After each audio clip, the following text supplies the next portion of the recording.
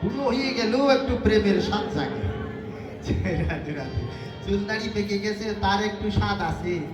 যদি টুনির মার সঙ্গে আমার একটু দেখা হয়, কি হাসেন কে? সত্যি তাই, প্রেমের স্বাদে জগতে কার নাই, কিন্তু প্রেম হয় নাই। প্রেম শিখতে হয়।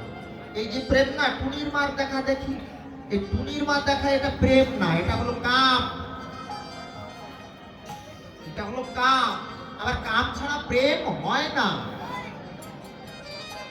কাম ছাড়া প্রেম হয় না। আত্মেন্দ্রিয় সুখ বাঞ্ছার জন্য যেটা হয় সেটা কাম। কৃষ্ণেন্দ্রিয় সুখ বাঞ্ছা, সেটা হয় প্রেম। কৃষ্ণের সুখের জন্য কয়জন ভালোবাসাবাসি করে? হে মায়েরা,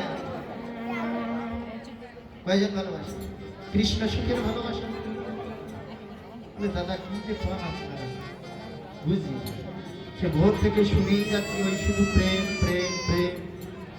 হ্যাঁ, প্রেমেরই যা জন শুনো সর্বজন, শোনো সর্বজন, কিসেরি গড়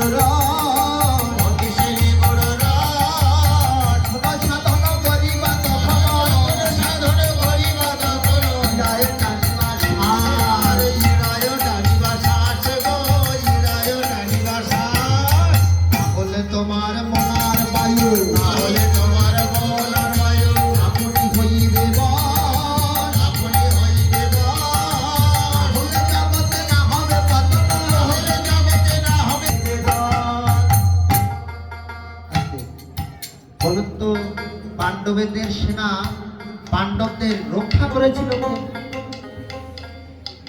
কে পরিচালনা করছিল? উনি তো রথের রজ্জু ধরে বসে আছে। ভীম কর্তৃক, গীতা দেখেননি? ভীম কর্তৃক সুরক্ষিত। ভীম কার ছেলে? তত্ত্ব একেবারে মানে আনারস, বুঝলেন? কাটা থাকে ওপরে, একটু একটু ভুষ্টু ভসলা কাটা আছে, এটা সরালেই পরে রস স্বাদ মেটে না খাই। তাই আমরা যাই গেই। তাহলে ভীম কর্তৃক রক্ষিত, বুঝতে পারছেন তো? তাহলে ভীম কার ছেলে?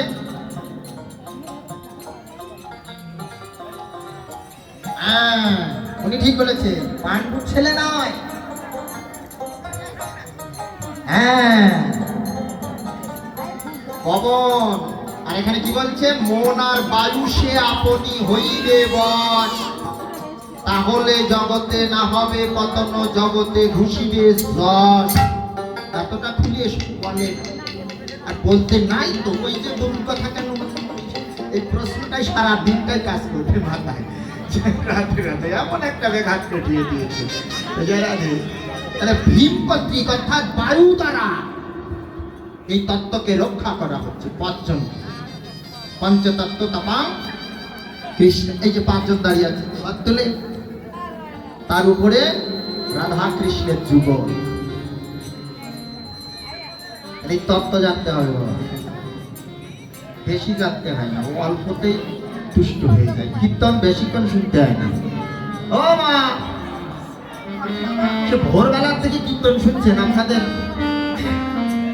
একটা কথা বলি, 5 মিনিট কীর্তন শুনলে 2 মিনিট 1 মিনিট শুনলে কাজ হয়। যদি ওই 2 মিনিটটাই এখানে বসিয়ে দিতে পারে, আপনাদের তো 1 সেকেন্ডও বসছে না মনে হচ্ছে।